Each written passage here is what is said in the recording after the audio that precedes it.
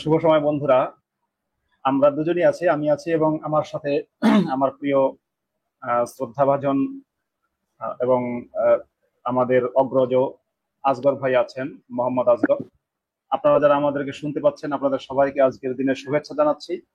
আজ 12ই জুন 2025, এখন বাংলাদেশ সময় বাজে রাত 10টা 2 মিনিট। আজকে আমাদের আলোচনার বিষয় হচ্ছে, আপনারা দেখতে পাচ্ছেন, কোরআন কি অলৌকিক গ্রন্থ? এই প্রশ্ন নিয়ে আমাদের লাইভ। এই লাইভের আজকে চতুর্থ পর্ব। আমাদের এই লাইভে প্রতি পর্বেই গেস্ট হিসেবে বা অতিথি হিসেবে উপস্থিত থাকেন আসগর ভাই এবং শেখ ফরিদ ভাই। আজকে শেখ ফরিদ ভাই হয়তো কিছুক্ষণ পরে যুক্ত হবেন, ওনার আর একটা লাইভ আছে বলে। আর গতকাল আমি লাইভটা করতে পারিনি বলে দুঃখিত, টেকনিক্যাল কারণে করা সম্ভব হয়নি। আসগর ভাই কেমন আছেন? জি, ভালো আছি। জি, আপনি কেমন আছেন? ভালো। হ্যাঁ, আমিও ভালো আছি। আহ, আপনি আমরা তাহলে আগের লাইভ গুলোতে যেভাবে কথা বলেছি, এই কোরআন কি অলৌকিক গ্রন্থ, এটা নিয়ে আমাদের এই প্রশ্ন নিয়ে আলোচনা। এর আপনি যতটুকু আলোচনা করেছিলেন আগে, তারপরে যদি আলোচনা করেন বা আপনি নিজের ইচ্ছা মতো শুরু করতে পারেন, আপনি শুরু করলে আমি আর কি সাথে যোগ করব। জি জি, ধন্যবাদ আপনাকে। কোরআন আলোকে কি না, এটা তো আমরা কিছু আলাপ করছি অতীতে। কিন্তু যেহেতু কোরআন নিজে বলছে কোরআন হচ্ছে মোহাম্মদের বাণী, এবং এটাকে অলৌকিক ভাবে নেওয়া তো উচিত হবে না। কিন্তু যেহেতু আহ এতগুলো লোক এটা বিশ্বাস করে যে এটা আল্লাহর বাণী, তো আমরা আমাদের এই আলাপকে আগে বাড়ানোর জন্য আমরা এটা আপাতত গ্রহণ করে নিলাম যে এটা আল্লাহর বাণী। আমরা আপাতত করলাম এটাকে।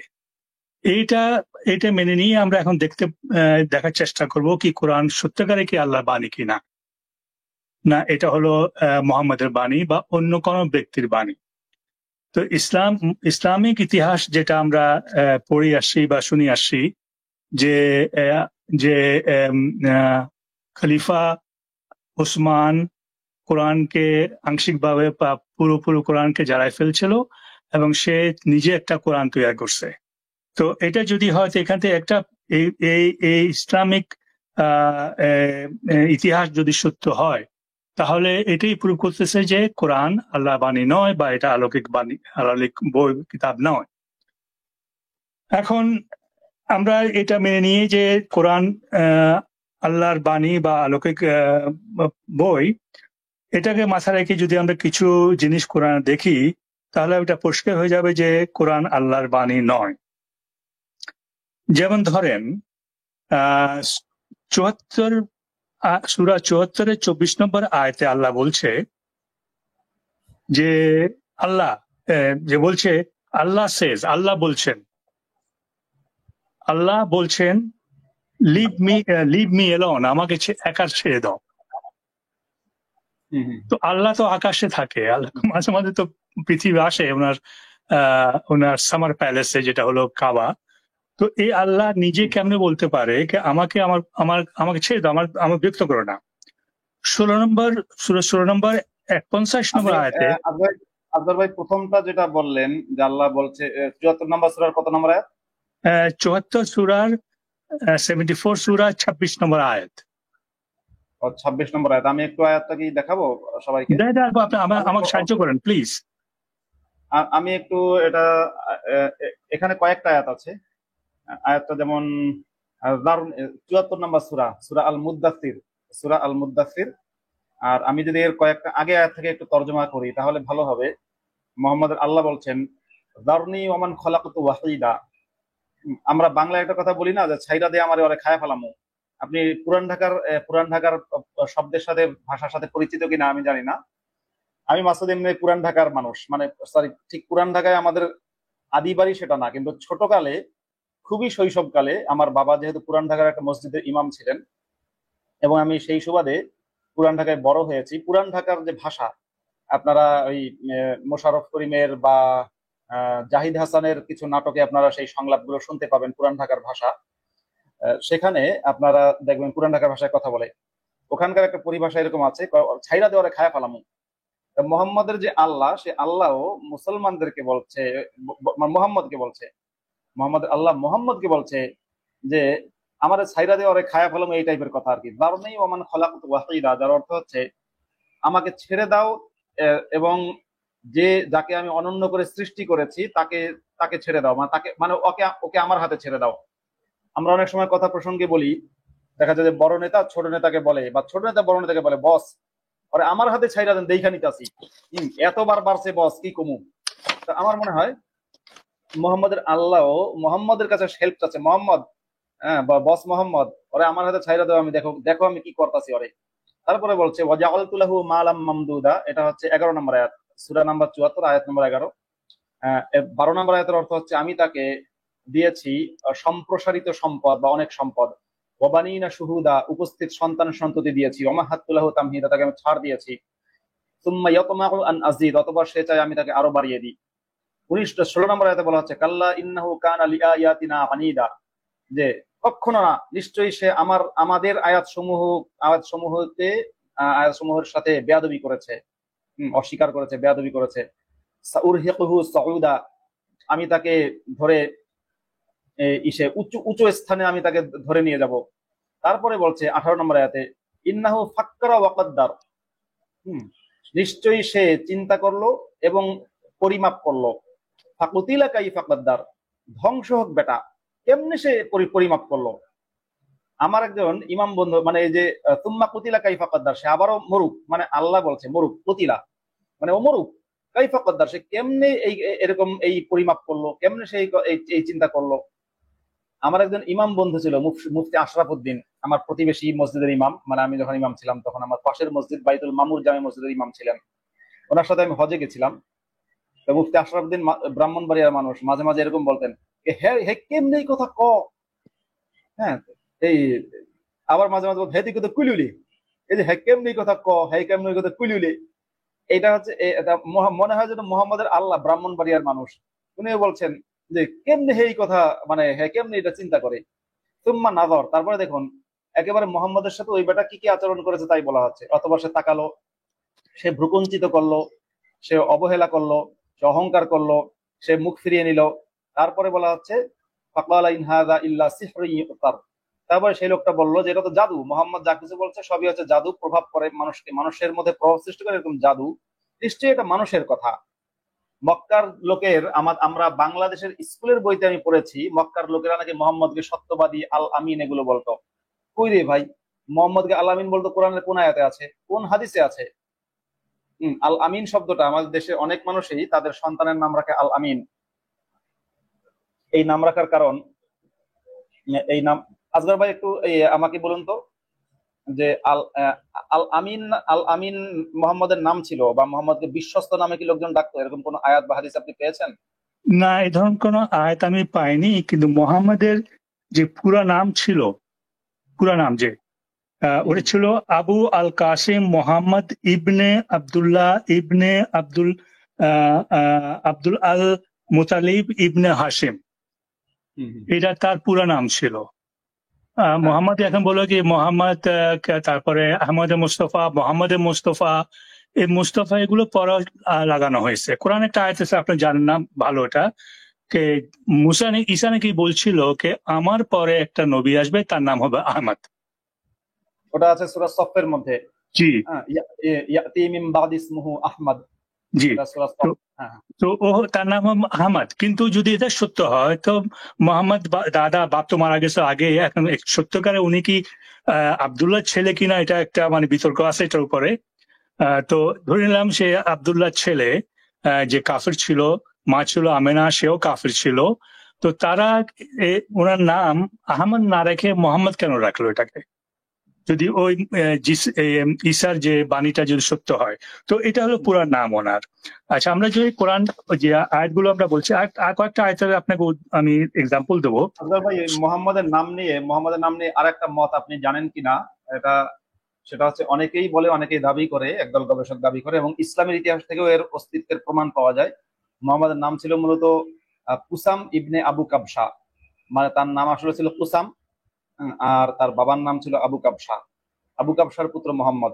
এখন অনেক ব্যক্তিরাই দেখবেন নিজের পেন নেম রাখে, মানে অনেকে আছে না যে বিখ্যাত হওয়ার পরে বা কোনো কারণে জি, জি, ভিন্ন নাম রাখে। যেমন আমাদের বন্ধুদের মধ্যে অনেকের এমন এমন এমন নাম আছে যাদের আসল নামটা আমি এখনো জানি না। আমারই বন্ধু মানুষ, মুক্তমনা, অ্যাক্টিভিটি করে, হ্যাঁ, তার নামটা হয়তো এমন নাম যা আমি আসল নামটাই জানি না, এটা তার পেন নাম। ওই পেন নাম নিয়ে আমার কোনো সমস্যা নেই, পেন নাম কেউ রাখতেই পারে। যেমন রবীন্দ্রনাথ ঠাকুর এক সময় সম্ভবত ভানু সিংহ নামে লিখতেন, ছদ্মনামে লিখতেন। তারপরে আপনার বনফুল নামে বাংলাদেশের একজন লেখক আছেন, আসলে বনফুল ওনার আসল নাম না, জি ওনার নাম হচ্ছে বলাইচাঁদ মুখোপাধ্যায়। জি। কিন্তু বনফুল নামে তিনি লিখতেন। অনেকেই তখন বনফুলের আসল নামটা জানতেন না, তো অনেকেই মানে সেই সময়ে যখন বনফুল জীবিত ছিলেন, তো বলাইচাঁদ মুখোপাধ্যায় তিনি পেন নাম বনফুল নামে লিখতেন। মোহাম্মদ বিখ্যাত হওয়ার পরে নিজের ওসাম নামটা তার পছন্দ হয়নি বলে মোহাম্মদ নিজের নাম রেখেছে প্রশংসিত। এরকম হতে পারে, এটা হতে কিন্তু পারে। আমি বলছি না এটা নিশ্চিত। হ্যাঁ, জি হতে পারে। সরি আমি ইন্টারাপ্ট করার জন্য, বলুন। না ঠিক আছে, এটা একটা আয়াত আমরা আচ্ছা, যদি দেখি। আপনি কি শারীরিকভাবে সুস্থ আছেন তো, মানে কথা বলতে পারবেন? জি জি জি, অসাধারণ। অসাধারণ, এটা এটা আমার খুবই প্রিয় সাবজেক্ট। কারণ আমি এটা বলে রাখি, আমি আমি আরবিক, আপনি জানেন আমি আরবি ভাষা জানি না, যার জন্য কোরআনকে আমি 3 ভাষাতে, আর ইংলিশ, বাংলা, উর্দুতে পড়ি এটাকে। এবং এই কোরআনকে আমি প্রায় 42 বছর থেকে পড়তেছি। আমার কাজের ডেস্ক আছে, যে ডেস্ক উপরে আমার কাছে, আপনাকে আমি যদি ক্যামেরা দিয়ে দেখাই একটু। মানে মানে আমার যে বয়স, জি কোরআনকে আপনি এত বছর ধরে পড়েন যে আমার বয়সের চেয়েও একটু বেশি আছে। জি জি জি, আমি, এটা একটা ঘটনা হয়েছিল যে আপনার যে ওই মাতব্বর সাহেব, যে আরজালি মাতব্বর সাহেব, যে একটা ঘটনা ঘটছিল, সেই ধরনের ঘটনা আমার জীবনে ঘটছে একটা, আমার মাকে নিয়ে। হুম। তারপর আমি কোরআনকে, এর আগে আমি কিন্তু অনেক লোকের সঙ্গে ঝগড়া করছি যে কোরআন আল্লাহর বাণী, কোরআন আল্লাহ আছে, রসুল ভালো, এসব অনেক অজান্তে যেটা আমরা করে থাকি, করছি আমি এটা। তো হুম। ঘটনার পরে আমি যখন দেখলাম কি এটা কি সত্য নয় মিথ্যা, আমি কোরআনকে পড়া আরম্ভ করলাম। তো আমি প্রথম আরম্ভ করলাম পড়া আল্লাহর বাবা। আল্লাহর হুম। বাবা আছে একজন, উনি, ওনার নাম হলো আপনার আবুল আলা মদুদি। আচ্ছা। আবুল আলা, আলা হ্যাঁ, একটা হ্যাঁ। সূরা আছে। না, সেটা একটু একটু আমি সংশোধন করে দিই। আলা, আচ্ছা, আপনার ব্যাখ্যাটা আপনি বলতে পারেন। আলা, আমি আপনি যদি দেখেন ওই আলার যে বানানটা, আরবি বানান, আলিফ আইন লাম ইয়ে জবর, আলা। মদুদির নামেও কিন্তু আবুল আলাই আছে, অন্য কিছু নাই। এটাকে যদি আপনি আমরা চেক করতে চাই, এটাকে যদি ভেরিফাই করতে চাই, তাহলে হযরত আল্লামা গুগলকে যদি আমরা জিজ্ঞেস করি, আমি আমি গুগলকে বলি হযরত আল্লামা গুগল, এটা সব উত্তরগুলো দিয়ে দেবে আপনাকে, ওখানে পাওয়া যায় এটা নাম কি, এটা অর্থ কি হয়। আমি অর্থ হিসাবে যাচ্ছি, আমি লোকের কল্পনা কি আছে কি বলতে ওদিকে দেখছি না আমি এটা। যা হোক, তো এটা পড়ার পর আমি দেখলাম যে প্রথম যে আমাকে একটা ধাক্কা দিল, এই কোরআনে কি, কেন আল্লাহ ইনডাইরেক্টলি বলছে তোমার নারীদেরকে ধর্ষণ করো। সূরা বাকরা 222 নম্বর আয়াতটা। হুম, হুম। ওটা পরে আমাকে একটা, আমার মধ্যে একটা সন্দেহ আসলো। তারপরে আমি পড়া আরম্ভ করলাম, পড়তে পড়তে অনেক সময় পড়ি এটাকে, সব সময় পড়ায় আমার আমার স্ত্রী বলে যে তুমি তো বেহেশতে যাবা, কারণ তুমি সবসময় আল্লাহর নাম নাও। আচ্ছা, আচ্ছা। তো আচ্ছা। আমি বলি তুমি বেহেশতে গেলে তুমি তো যাবা, আমার সঙ্গে সঙ্গে গেলে তুমি আমার, আমার যে 72 জন হুর হবে তুমি ওটা সর্দানি হবা। তো আমার ভাই বলেছে হ্যাঁ। ঝাঁটা মারো, আমি যাবো না বেহেশতে। তো কারণ আচ্ছা। এটা একটা ফতোয়া আছে। পাকিস্তানের একজন ভদ্রলোক, খুব নামকরা, আহ, আহ, তারিক জামাল, তারিক হুম। জামিল বোধ হয়, মৌলানা তারিক, হ্যাঁ, তারিক হ্যাঁ তারিক জামিল, হ্যাঁ। হ্যাঁ, চিনি। উনি ফতোয়া দিয়েছেন। এক মহিলা জিজ্ঞেস করলো যে আমার স্বামী যদি বেহেশতে যায় তো সে 72 জন হুর পাবে এবং অসংখ্য গিলমান পাবে, ইয়াং ছেলেরা পাবে, ইয়াং ছেলে। আমরা অনেক হুম। সময় যে আলাপ করি কে মাদ্রাসাতে অন্য জায়গায় হুজুররা ছেলেদেরকে ধর্ষণ করে, এটা কোরআনে ইনডিরেক্টলি তো এটা বর্ণনা আছে যে বেহেশতে হুম। হুর তো আছেই। এটা উপরে একটা বই আছে, আপনাকে আমি বইটা দেখাইতে পারি। এটা এটা বইয়ের নাম হলো গড হ্যাজ 99 নেমস, আল্লাহ হুম। 99 নাম। এবং হ্যাঁ। যে মহিলা লেখছে সে ইজিপ্টে অনেক বছর ছিল, ওখানে সাংবাদিকতা করতো সে। তো হুম। ওখানে একজন মৌলানা ছিলেন অন্ধ, হুম। আব্দুল হামিদ কিস্ক তার নাম ছিল, হুম। আব্দুল হামিদ কিস্ক। সে বক্তৃতা বলল যে বেহেশতে যে পুরুষ যাবে, আমি দর্শক থেকে ক্ষমা চেয়ে নিচ্ছি শব্দটা ব্যবহার করার জন্য, তাদের পুরুষ সঙ্গ সবসময় দাঁড়ানো থাকবে এবং তারা পুরুষ সঙ্গে এবং ছেলেদের সঙ্গে সেক্স করবে। ছেলেদের সেক্স করা ইংলিশে বলা হয় পেডারাস্টি, করবে এটাকে।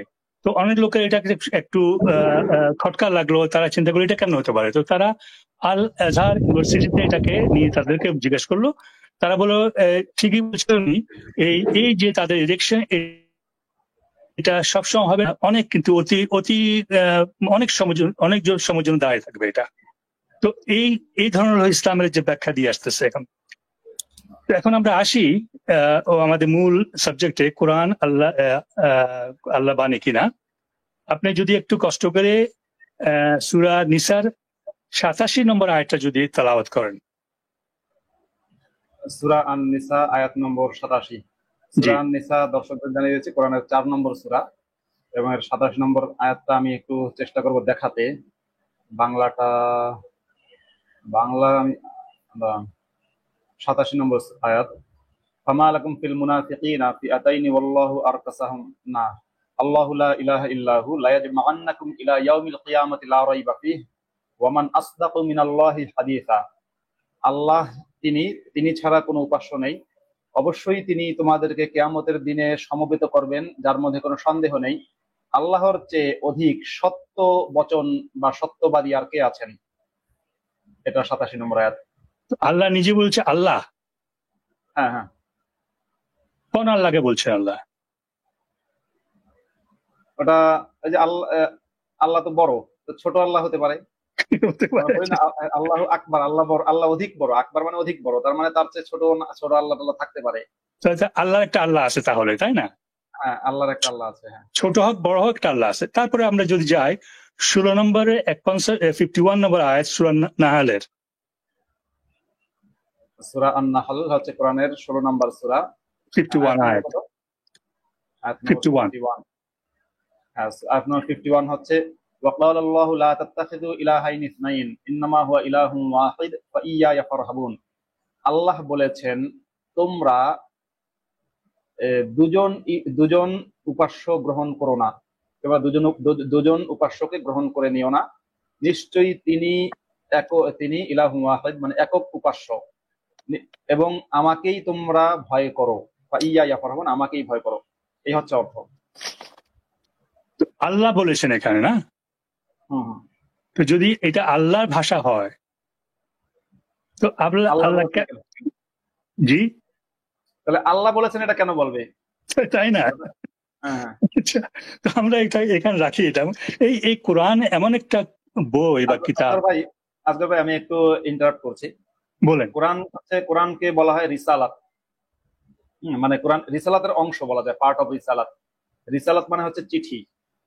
হ্যাঁ, রিসালাত মানে হচ্ছে চিঠি, আর চিঠি বা বার্তা। আর আপনার রাসূল মানে হচ্ছে চিঠি বহনকারী বা বার্তা বহনকারী। রাসূলের ইংরেজি হবে মেসেঞ্জার, তো আর বাংলায় হচ্ছে চিঠি বহনকারী বা বার্তা বহনকারী। পোস্টম্যান নাকি? পোস্টম্যান। হ্যাঁ, তো এই যে চিঠি বহনকারী বা বার্তা বহনকারী, তাহলে এই চিঠি বার্তা কার? এটা আল্লাহর বার্তা। এখন আমি যদি কারো কাছে বার্তা লিখি, কারো কাছে চিঠি লিখি, সেই চিঠির মধ্যে কি লিখবো? আমি লিখবো, ভাই আমি ভালো আছি, আমি আপনাকে এই এই বিষয়ে রিকোয়েস্ট করছি, আমি আপনাকে শুভেচ্ছা জানাচ্ছি, মানে যা লেখার এইভাবে তো লিখবো আমি। কিন্তু আমি যদি চিঠির মধ্যে লিখি যে মাসুদ বলেছেন, আমি যদি চিঠির মধ্যে লিখি মাসুদ বলেছেন আপনি প্রত্যেক দিন নিয়ম করে পানি পান করবেন 5 লিটার বা 4 লিটার, এটা তো হবে না। আমার চিঠিতে মাসুদ বলেছেন আমি লিখবো না, আমার চিঠিতে আমি লিখবো আমি বলেছি, আমার কথা।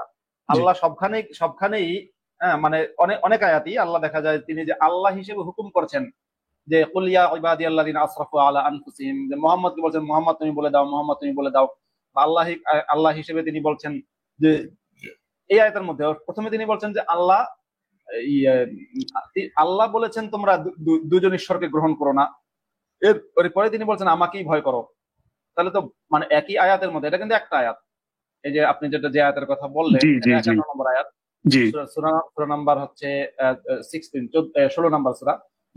একটা মাত্র আয়াতের মধ্যে দুই রকম হবে কেন? জি, প্রথমত আল্লাহ বলেছেন এটা কেন আসবে, দ্বিতীয়ত আবার আমাকেই তোমরা ভয় করো এটা আসবে কেন? এখানে কিন্তু দুই রকমের সমস্যা আছে। হ্যাঁ বলুন। জি, তো এইসব যদি আয়াতকে যদি আমরা একটু ভালোভাবে দেখি এবং এটাকে বোঝার চেষ্টা করি, তাহলে এটাই প্রুফ হবে যে কোরআন আল্লাহ বাণী নয়।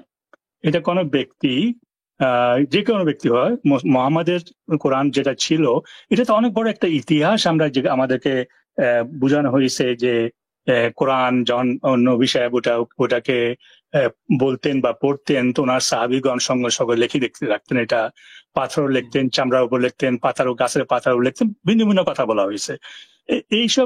এইসব জিনিসগুলো একটাও আমরা কোথাও খুঁজে পাবো না যে কোথায় আছে এটা। তো ধরুন এটা যদি আমরা মেনে নিই যে তার লেখি নিত, তাহলে কেউ এটা আমাদেরকে বুঝাতে পারবে যে যখন নবী সাহেব ওনার স্ত্রীগণের সঙ্গে ঝগড়া করতেছিলেন, আমি সূরা তাহরিমের কথা বলছি, ওটা তো উনি তো প্রকাশ্য মাঠে দাঁড়ায় ঝগড়া করেন নাই। উনি তো ওনার ঘরে, ওনার কেবিন ছিল, ওখানে তার স্ত্রীগণের সাথে ঝগড়া হয়েছে, তখন কোন সাহাবী ওটা লিখে রাখছেন? ওনার ওখানে তারা কে উপস্থিত ছিল ওখানে, এবং থাকলে কে ছিল ওটাকে? তো এইসব যে আমাদেরকে গোজামিল দিয়ে বোঝানোর চেষ্টা করা হয়েছে, এটা আমাদের ইন্টেলিজেন্স যেটা আছে, আমাদের ইন্টেলেকচুয়াল যে একটা অ্যাবিলিটি আছে, এগুলোকে ধ্বংস করে দিয়েছে এগুলো। এখন যদি আমরা আসি আলামিন শব্দ, আপনি হ্যাঁ আলামিনে যাচ্ছি, তার আগে একটু আলামিন নিয়ে কথা আছে। আপনি যে সূরা তাহরিমের কথা বলছেন, সূরা তাহরিম হচ্ছে কোরআনের সূরা নাম্বার 66। আমি বন্ধুদেরকে বলবো এই সূরাটা আপনারা সবাই একটু পড়বেন, বিশেষ করে যারা মুসলিম তারা পড়বেন। এই সূরাটা কেন নাজিল হয়েছে? এই সূরাতে মুহাম্মদকে তার আল্লাহ বলছে, ইয়া আইয়ুহান নাবিয়্যু লিমা তুহাররিমু মা আহাল্লাল্লাহু লাক তাবতাগি মারদাত আজওয়াজিক ওয়াল্লাহু গফুরুর রহিম।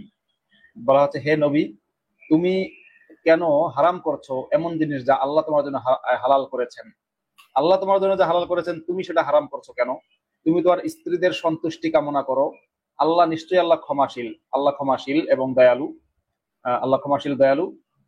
قد فرض الله لكم تحلة أيمانكم, আল্লাহ তোমাদের জন্য আবশ্যক করেছেন তোমাদের শপথ ভঙ্গ করাকে। মানে আল্লাহ আবশ্যক করে ফেলেছেন শপথ ভঙ্গ করাকে, যে তোমার শপথ তোমার ভাঙাই লাগবে। ওয়াল্লাহু মাওলাকুম, আল্লাহ তোমাদের অভিভাবক, এবং ওয়াহুয়াল আলিমুল হাকিম, তিনি সর্বজ্ঞ এবং হাকিম মানে কি, সর্বজ্ঞ এবং প্রজ্ঞাময়, সর্বজ্ঞ প্রজ্ঞাময়। যাই হোক, আপনারা এই সূরাটা কেন নাজিল হয়েছে শান নুজুল সম্পর্কে আপনারা পড়ে নেবেন।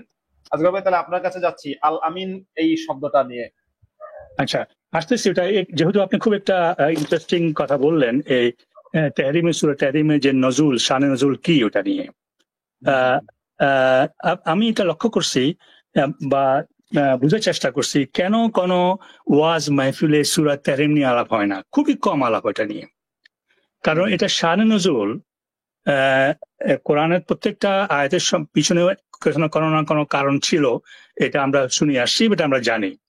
এবং আমরা দেখি অনেকগুলো আয়াত আছে যেগুলো ঘটনা ঘটার পরে আয়াতগুলো নাযিল হয়েছে, আগে কখনো হয়নি, পরে হয়েছে সবগুলো। উহুদের যুদ্ধ, তারপরে আপনার বদরের যুদ্ধ, ঘটনাগুলো যুদ্ধ হওয়ার পরে এগুলো নাযিল হয়েছে দেখা যায়। এখন যদি আমরা এই সূরা তাহরিমের শান নুজুল যদি একটু দেখি, আমরা সংক্ষেপে বলতেছি। আমার কাছে একটা কোরআন আছে, এই কোরআনটা দেখেন, এটা হচ্ছে বলা হয় the meaning of the glorious Quran. এটা ট্রান্সলেশন করছে এক ভদ্রলোক, তার নাম হলো মোহাম্মদ মারমাডুক পিকথাল। ইনি হলেন আব্দুল্লাহ ইউসুফ আলীর খুব ঘনিষ্ঠ বন্ধু। আচ্ছা, হ্যাঁ। আব্দুল্লাহ ইউসুফ আলী কোরআন প্রথমে উনি ট্রান্সলেট করছিলেন 1934 সালে লাহোরে বসে, এবং ওটা ট্রান্সলেট করার পরে, কারণ ইউসুফ আলীর কোরআন যদি দেখেন আপনি, আমি এককালে ইউসুফ আলী সাহেবকে খুব রেসপেক্ট করতাম।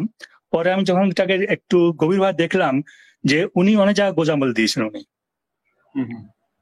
উনার কোরআনকে প্রথম সৌদি আরবিয়া অফিসিয়াল কোরআন হিসাবে ট্রান্সলেট হিসাবে তারা মঞ্জুর করছেন এটাকে। তারপরে মহসিন খানের কোরআন, মহসিন খান হলো আফগানের, আর ইউসুফ আলী সাহেব হলেন ইন্ডিয়ান সাবকন্টিনেন্টের। তো এই ভদ্রলোক ছিলেন একটা নভেল ফ্যামিলির মারমাডুক। ইংলিশে, মানে উনি ভাষা ছিল ইংলিশ। উনি 3টা কারণ দিয়েছেন এই সূরা তাহরিমের নাযিল হওয়ার পিছনে, যার মধ্যে একটা হচ্ছে, যেটাকে অনেক লোক গ্রহণ করে, এটাকে তারা কোট করে, যে নবী সাহেব যখন আসলেন হাফজার বাসাতে, তখন উনার মুখ থেকে গন্ধ বেরোচ্ছিল। তখন হাফজা এবং জিজ্ঞেস করলো, তোমার মুখে থেকে গন্ধ বাড়ছ কেন, বা এতক্ষণ তুমি কোথায় ছিলে? তো নবী সাহেব বললেন যে আমি তার হাজার এখানে আমার কিছু মধু দিয়েছিল, আমি মধু পান করার পরে আমার মুখে থেকে গন্ধ বেরোচ্ছে। হুম। এখন আপনি দেখে চিন্তা করেন, আমি এটা প্র্যাকটিক্যালি কথা বলছি, আমি এটা টেস্ট করে দেখছি। যে আমাদের যারা শুনতেছেন আমাদের কথা, তারা চেষ্টা করে দেখতে পারেন এটাকে, কে মধু খালে মুখে থেকে গন্ধ বেরোয় না, কখনো না। তাহলে উনি কি খেয়েছিলেন? উনি খেয়েছিলেন মাগাফির। মাগাফির হলো আমাদের বাংলাদেশে তাকে বলি আমরা তাড়ি, খুবই দুর্গন্ধ, খুবই স্ট্রং হয় এটা।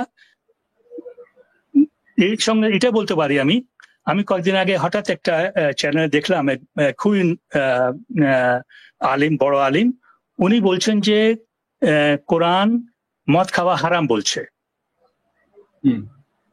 আমি যেটুকু আমি জানি, কোরআনের 3টা আয়াত আছে এই মদ সম্বন্ধে। একটা বলা হয়েছে এই মানে ওয়াইন, সাকরান না কি না, আরবিতে সাকরান বলে কি বলে যায় না, এটা সাকার। এই সাকারে কিছু লাভও আছে, ক্ষতি বেশি। এখানে বলেনি হারাম, আবার লাভ কি এটাও বলেনি কিন্তু। দ্বিতীয়ত হচ্ছে যে এই সাকরান বা মদ খেয়ে নামাজ পড়বা না, এখানেও হারাম বলেনি। সূরা আল মায়দার 90 বা 92 আয়াতে বলছে যে মদ খাওয়া, জুয়া খেলা এবং ওই লটারি করা এটা শয়তানের কাজ, এর থেকে বিরত থাকো। বিরত থাকতে বলছে। কোন জায়গায় শব্দ হারাম ব্যবহার হয় নেই। শুয়োরের মাংস হারাম, লাস্টে যেটা বলছেন সেখানে বলা হচ্ছে সূরা মাইদার মধ্যে যেটা আছে, ইয়া আইয়ুহাল্লাযীনা আমানু ইন্নামাল খামরু ওয়াল মাইসিরু ওয়াল আনসাবু ওয়াল আজলামু রিজসুম মিন আমালিশ শাইতানি ফাজতানিবুহু লাআল্লাকুম তুফলিহুন। যে হে মুমিনগণ, নিশ্চয়ই মদ, জুয়া এবং ওয়াল আনসাব, আজলাম, আরো দুটো জিনিসের নাম বলেছে, সেগুলো শয়তানের ক্রিয়াকলাপ বা শয়তানের শয়তানের ক্রিয়াকলাপ বা শয়তানের বৈশিষ্ট্য। তোমরা এটাকে পরিহার করো, তাহলে সম্ভবত তোমরা সফল কাম হবে। সেখানে কিন্তু দেখুন বলা হচ্ছে তোমরা এটাকে পরিহার করো, তারপরে বলা হচ্ছে লাআল্লাকুম তুফলিহুন, সম্ভবত তোমরা সফল কাম হবে। আল্লাহ কিন্তু কনফিউজড, মানে মদ পরিহার করলে মুসলমানরা সফল কাম হবে কিনা সেটা নিয়ে তো মুসলমানদের আল্লাহ কনফিউজড। মদ সম্পর্কে সবচেয়ে কঠিন মানে সবচেয়ে নিষিদ্ধ বা সবচেয়ে কঠোর আয়াত হচ্ছে এটা সবচেয়ে শেষে নাজিল হওয়া আয়াত মদ সম্পর্কিত। সেখানেও আপনি যেটা বললেন এটা ঠিক যে হারাম বলা হয়নি, কিন্তু হ্যাঁ পরিহার করার কথা বলা হয়েছে, এটাকে তোমার পরিত্যাগ করো, বর্জন করো, এই কথা কিন্তু বলা হয়েছে। এটা আপনার উপর ছেড়ে দিচ্ছে আল্লাহ, আপনার প্রয়োজন করবেন কিনা এটা হুকুম না কিন্তু আপনার উপরে। যেমন আপনার সুদ খাওয়া হারাম, এটা নিষিদ্ধ করেছে একদম টোটালি, আপনি এটা সুদ দিতে পারবেন না, এটা আদেশ। আর এই আপনার শুয়োরের মাংস খাওয়া এটা একটা আদেশ, কিন্তু এই মদ খাইতে পারবেন কিনা এটা আপনি আমার উপর ছেড়ে দিয়েছেন। আল্লাহ বলছেন এটা শয়তানের কাজ, তুমি এর থেকে পরিহার করে, এর থেকে একটু দূরত্ব মেনটেন করো, এটা হলো। কিন্তু শব্দ হারাম ব্যবহার করা হয়নি। তো এই মোহাম্মদ যিনি আমরা যাকে আমরা বলি যে উনি মানুষের সবচেয়ে শ্রেষ্ঠ, উনি আমার যেটা আন্ডারস্ট্যান্ডিং, যেটা আমি বুঝি, উনি এই মদ খেয়ে ওখানে যখন আসলেন তো ওনাকে বললো যে মধু খেয়েছি, তাতে মুখ দিয়ে গন্ধ বেরোচ্ছে। কিন্তু মধু খাইলে কখনো মুখ দিয়ে গন্ধ বের হয় না। এইটাতে একটা কুলু আছে আপনার এই আয়াত তাহরিমের 3 নম্বর আয়াতটা যদি আপনি লক্ষ্য করে দেখেন কি বলছে ওখানে। সেখানে বলা হচ্ছে ওয়াইদ আসারান নাবিয়্যু ইলা বা'দি আজওয়াজিহি হাদিসা, যখন নবী তার কিছু কতিপয় স্ত্রীর কাছে বা কোন স্ত্রীর কাছে কোনো একটা কথাকে তিনি গোপন করলেন, যখন সেই স্ত্রী সেই বিষয়টা জানিয়ে দিল এবং আল্লাহ আবার বিষয়টা জানিয়ে দিলেন, তখন তারা আররাফা বা'দাহু ওয়া আ'রাদা আন বা'দ, তখন কিছু বিষয়কে তিনি পরিচয় করিয়ে দিলেন আর কিছু বিষয়কে থেকে তিনি মুখ ফিরিয়ে নিলেন।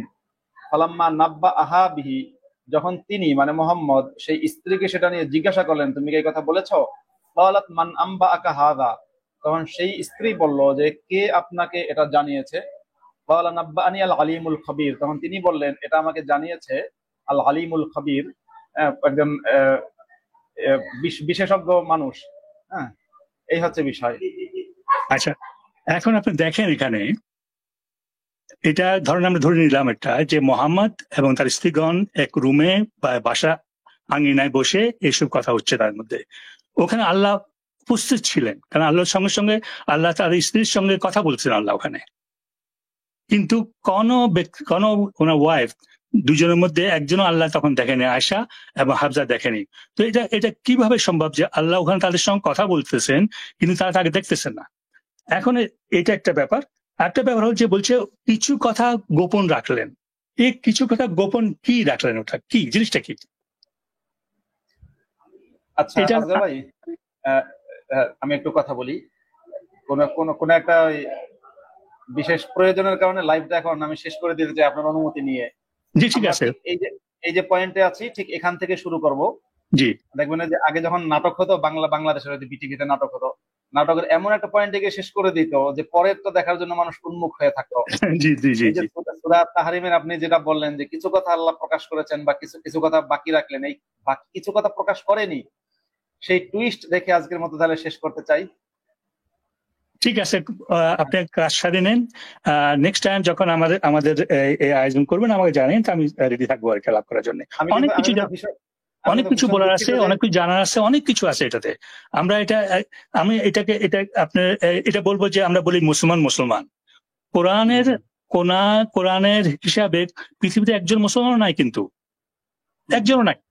আমি কোরআনে আয়াত দেবো আপনাকে। হ্যাঁ, জি মানে সত্যি কথা বলতে মানে বর্তমান পৃথিবীতে কোনো কারো পক্ষে মুসলমান হওয়া সম্ভব না, সম্ভব না। ইম্পসিবল। কোরআন আয়াত বলছে মুসলমান মুমিন কে, ব্যাখ্যা দিচ্ছে কোরআন। এটা হলো মুমিন। এবং যে কোরআন মুসলমান ইসলাম যে শুধু আরব জাতির জন্য, ওটাও কোরআন আছে, কিন্তু এটা আপনি আমার জন্য না। ঠিক আছে, এই বিষয়গুলো নিয়ে আমরা তাহলে সামনের লাইভে কথা বলবো। আপনার কাছেও আমি ক্ষমা চেয়ে নিচ্ছি, দর্শকদের কাছেও, কারণ আমার একটু ব্যক্তিগত ব্যস্ততার কারণে লাইভটা শেষ করতে হচ্ছে। জি ঠিক আছে, ঠিক আছে। আপনি কাজ সারেন, নেক্সট টাইম কথা হবো এটা নিয়ে। হ্যাঁ, আগামী লাইভে আমাদের সাথে, আমি বলে দিচ্ছি বন্ধুরা, লাইভটা সবাই শেয়ার করে দেবেন এবং আগামী লাইভ দেখার আমন্ত্রণ জানাচ্ছি। আগামী লাইভটা হবে বাংলাদেশ সময় রাত 10টায়, কিন্তু আজকে বৃহস্পতিবার, আগামী লাইভটা হবে বুধবারে। আর আমাদের সাথে আজগর ভাইও থাকবেন এবং আমাদের আর সাথে ফরিদ ভাইও থাকবেন। ভালো থাকবেন সবাই, সবার জন্য শুভকামনা। আজগর ভাই তাহলে বিদায় নিচ্ছি। জি জি ধন্যবাদ, আপনাকে শুভকামনা। দেখা হবে নেক্সট টাইম। ধন্যবাদ আপনাকে। ভালো থাকেন। Okay bye.